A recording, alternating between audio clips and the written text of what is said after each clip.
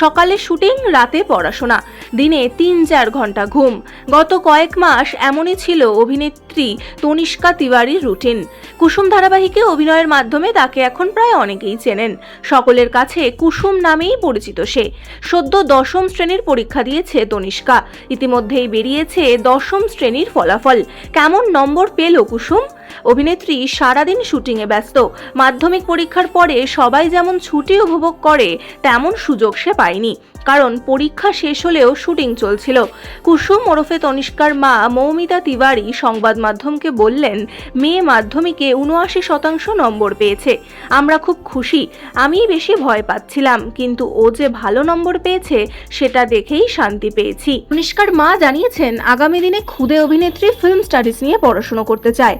একাদশ এবং দ্বাদশ শ্রেণীতে কলা বিভাগেই পড়াশোনা করবে সে।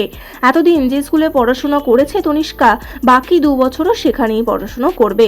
নতুন ক্লাসে ভর্তি হয়ে গিয়েছে সে।